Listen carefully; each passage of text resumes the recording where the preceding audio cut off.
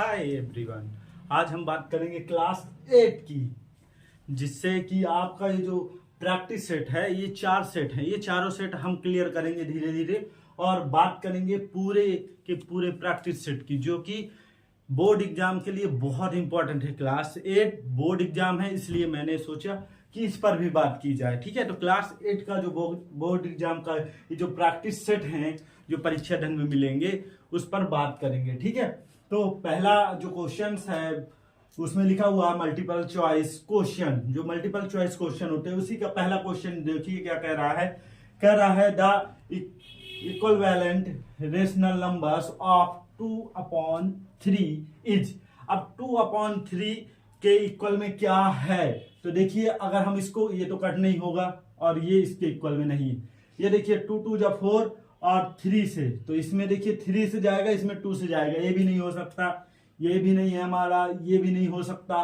But अगर हम बात करें इसकी, तो देखिए अगर हम इसकी बात करें तो देखिए इसमें 2 की टेबल चली जाएगी, तो 2 2 जा 4 और 2 3 जा 6, इसमें भी चली जाएगी, 3 1 जा 3 3 2 जा 6, तो 2/3 और 2/3 है और 2/1 है। तो इनमें से इसके जैसा कौन सा दिख रहा है, तो आप देखेंगे कि ये इसके जैसा दिख रहा है, इसलिए यही आंसर होगा। तो देखिए पहला है, क्या जो क्वेश्चन पूछा था, क्या पूछा था बेटा, पूछा था the equivalent rational numbers of 2/3 is, तो हमारा ये आंसर सही होगा। इसी प्रकार क्या कहा जा रहा है, when a coin is tossed, मतलब जब हम कॉइन को उछालते हैं, then probability of getting a head is. अब हेड आने की प्रोबेबिलिटी, तो आप जानते हैं कि एक कॉइन में दो पहलू होते हैं, हेड और टेल। एक कॉइन में दो पार्ट होते हैं, हेड और टेल। तो बोल रहा है कि हेड आने की प्रोबेबिलिटी, तो हम जब कॉइन उछालते हैं तो हेड आने की प्रोबेबिलिटी क्या होती है, तो दो पार्ट है, एक हेड आने की प्रोबेबिलिटी और एक टेल आने की प्रोबेबिलिटी। मतलब टोटल पार्ट कितना है, 2। ठीक है, टोटल पार्ट कितना है बेटा, 2 पार्ट है, और हेड आने की प्रोबेबिलिटी क्या है, 1। तो हम क्या करेंगे, जो हेड आने की प्रोबेबिलिटी और टोटल पार्ट, ठीक है, तो हेड आने की प्रोबेबिलिटी और टोटल पार्ट करेंगे, तो यही हमारा क्या हो जाएगा, आंसर हो जाएगा। मतलब हमारी प्रोबेबिलिटी 1/2 होगी।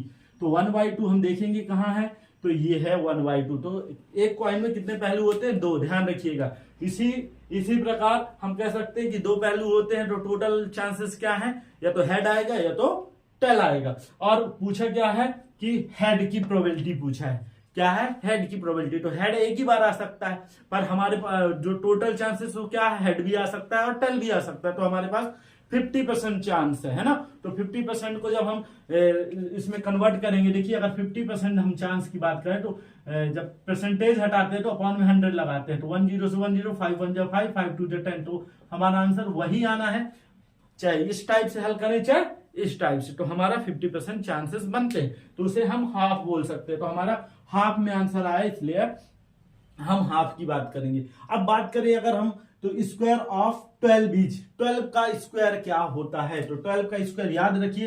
12 का स्क्वायर जब भी बोला जाए, मतलब 12 मल्टीप्लाई 12, क्या बोला रहा है, 12 मल्टीप्लाई 12।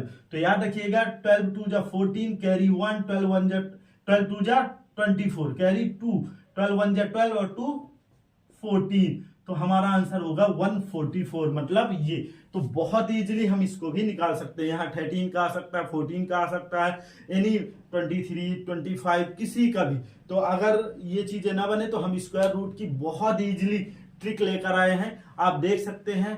आप मतलब हमने शॉर्ट वीडियो में डाली हुई है, तो आप हमारे चैनल से जाकर उसे भी देख सकते हैं। तो बहुत इजीली हम हर एक का 1 to 100 तक का स्क्वायर निकालना हमने बहुत इजीली सिखाया है। स्क्वायर निकालना हमने बहुत इजीली सिखाया है, तो आप देख सकते हैं। ठीक है, अब अगला जो क्वेश्चन है वो क्या कह रहा है, अगला क्वेश्चन कह रहा है आ रेक्टेंगुलर इज आ लेंथ। देखिए एक रेक्टेंगल है, हम बना लेते हैं। एक रेक्टेंगल है जिसकी लेंथ क्या बनाई गई है, 4xy बताई गई है। क्या बताई गई है, 4xy बताई गई है। ठीक है, और 4xy बताई गई है, देखिए लेंथ 4xy बताई गई है। ठीक है, और इसकी जो ब्रीथ है, ब्रीथ क्या है 6, तो इसकी ब्रीथ है 6y स्क्वायर। तो हमारा रेक्टेंगल ऐसा होता है और लेंथ इतनी और विड्थ इतनी। तो अब अगर हम निकालना चाहें तो इसका देखिए बहुत इजीली निकालते हैं। क्या होता है, एरिया अगर पूछ रहा है, क्या पूछ रहा है, एरिया पूछ रहा है। एरिया अगर पूछ रहा है तो एरिया का फॉर्मूला, एरिया ऑफ रेक्टेंगल क्या होता है, रेक्टेंगल क्या होता है, तो होता है length multiply breadth, length multiply breadth होता है। तो लेंथ क्या है हमारे पास, लेंथ हमारे पास क्या है बेटा 4xy मल्टीप्लाई ये क्या है 6y स्क्वायर। तो देखिए 4 6 जा 24, x एक ही है और y कितनी है 3, तो ये ढूंढना है 24xy क्यूब। तो 24xy क्यूब हमें कहाँ मिल रहा है, तो ये सी नंबर पर मिल रहा है। तो यही हमारा आंसर हो जाएगा। अब हम बात करेंगे अगला जो क्वेश्चन है, क्वेश्चन नंबर 5 क्या लिखा है, the simple for of 8x plus, देखिए यहां पास लिखा हुआ है 8x प्लस 8। ये अगर हम बात करें तो इसको नीचे लिख लेते हैं और थोड़ा सा, ठीक है, 8x प्लस 8, तो 8x प्लस 1 आया हुआ है। तो यहां देखेंगे 8x प्लस 8 अपॉन 8 की बात हो रही है। तो जब इसकी बात हो रही तो हम इसे इजीली कैसे सॉल्व कर सकते हैं, तो देखिए बहुत इजीली हम इसको भी सॉल्व कर सकते हैं। तो देखिए कैसे सॉल्व कर सकते हैं, तो इसमें देखिए क्वेश्चन क्या है 8x प्लस 8 अपॉन 8, ठीक है। तो यहां देखिए दोनों में 8 है, कॉमन ले लीजिए, बचेगा क्या x प्लस 1 अपॉन 8 है ही है, तो ये इससे कट जाएगा। हमारे पास क्या आंसर बच रहा है 8x प्लस 1। तो x प्लस 1 ये पहले नंबर पर है, देखिए दूसरे में 8 है, 8x प्लस 1 है, x प्लस 8, तो इनमें से कोई भी आंसर नहीं हो सकता है, ठीक है। हमारा आंसर क्या होगा x प्लस 1, ठीक है, ओके। अब देखते हैं नेक्स्ट क्वेश्चन।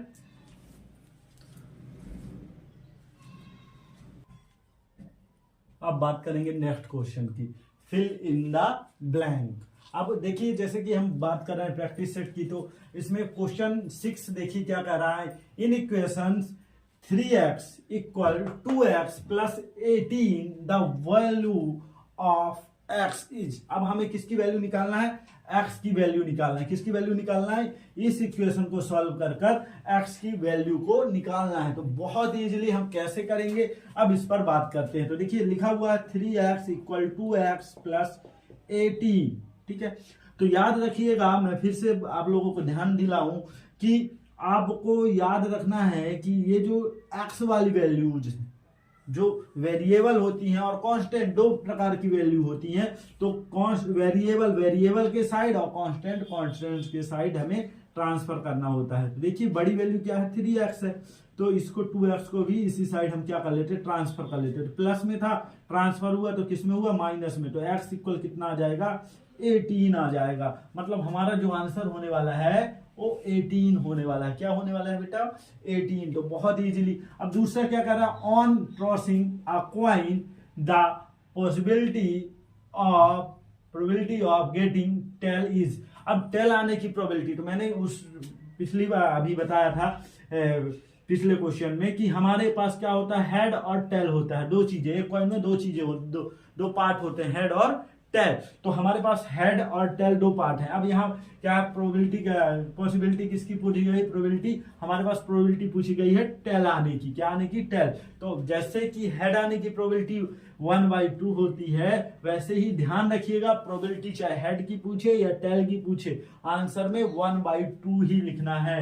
क्या लिखना है 1/2, मतलब 50% ही प्रोबेबिलिटी होती है कि हेड आएगा या टेल आएगा। तो अगला जब देखते हैं, अब क्या कह रहा है, cubes of even numbers are. अगर इवन नंबर का क्यूब किया जाए तो हमें कौन सा नंबर मिलेगा, इवन मिलेगा या ऑड मिलेगा। तो इस पर बात करते हैं। तो हम बात कर लेते हैं, हम ले लेते हैं 2 क्या है, इवन नंबर है, सबसे छोटी वैल्यू लिया करिए, ध्यान रखिएगा सबसे छोटी वैल्यू लेकर करते हैं। तो इससे हमें क्या मिलता है 2 मल्टीप्लाई 2 मल्टीप्लाई 2, 2 2 या 4 मल्टीप्लाई 2, 4 2 या 8 क्या है, ऑड है या इवन है।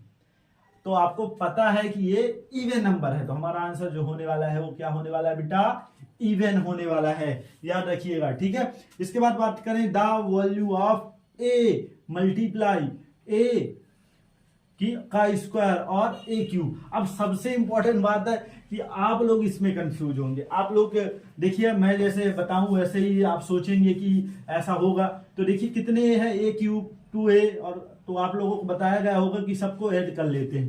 तो जोड़ते हैं 3 2 5 और 1 6। तो आपको आंसर प्लस में करेंगे क्योंकि आप सोचेंगे कि ये लिखा हुआ है स्क्वायर है तो ए का स्क्वायर एक ही होता है ना, ये सोच सकते हैं। तो याद रखिए ऐसा नहीं कर सकते हैं। वाई रीजन ये है कि ये जो ए स्क्वायर है ब्रैकेट के अंदर है, ये कब के लिए किया जाता, अगर ऐसा होता, ध्यान रखिएगा, अगर ऐसा होता तो हम इसे ए स्क्वायर लिख सकते हैं। बट अगर ऐसा हो तो कभी भी गलती मत करिएगा, ये माइनस का स्क्वायर नहीं है, माइनस अलग से लिखा हुआ है। तो याद रखिएगा इसका माइनस ही होगा, इसलिए इसका जो आंसर आएगा वो प्लस में नहीं आने वाला। मतलब अगर हम मल्टीप्लाई करें, इसकी मल्टीप्लाई करें ए स्क्वायर माइनस ए स्क्वायर मल्टीप्लाई ए क्यूब, तो इन दोनों का हो जाएगा माइनस ए क्यूब मल्टीप्लाई ए क्यूब, मतलब ए की पावर माइनस ए की पावर 6 होगा।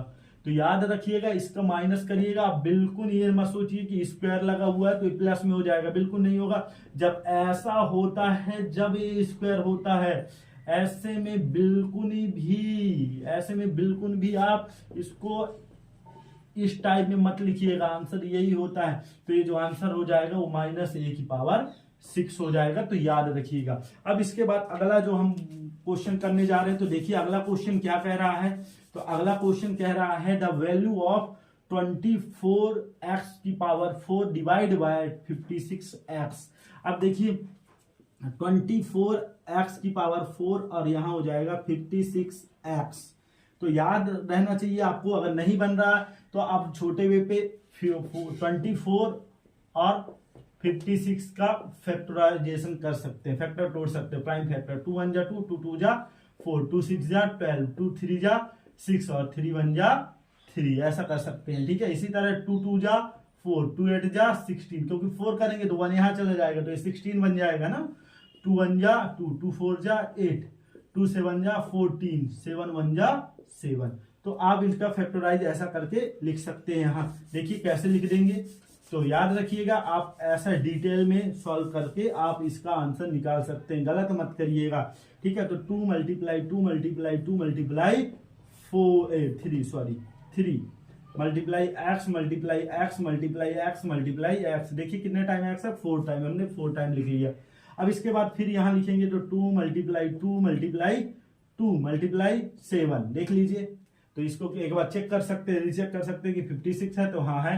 2 1 2 2 जा 4, 2 8 जा 16, 2 1 जा 2, 2 4 जा 8, 2 7 जा 14। तो यहाँ देखिए एक ही एक्स है तो एक्स से एक्स कैंसिल, 2 से 2 कैंसिल, 2 से फिर 2 कैंसिल, 2 से फिर 2 कैंसिल हो जाएगा। ठीक है, अब यहाँ देखिए हमारे पास बचा क्या, तो 3, हमारे पास आंसर में क्या बचा, तो 3x क्यूब बचा और यहाँ 7 बचा। देख लीजिए 3x क्यूब और 7 बचा। ठीक है, क्या बचा, 3x क्यूब और 7 बचा है। तो यहाँ हम इस तरह कर सकते हैं, इसे इजीली हम क्या कर सकते हैं, तो इसका आंसर जो होगा वो 3x क्यूब अपॉन 7 होगा। ठीक है, ओके।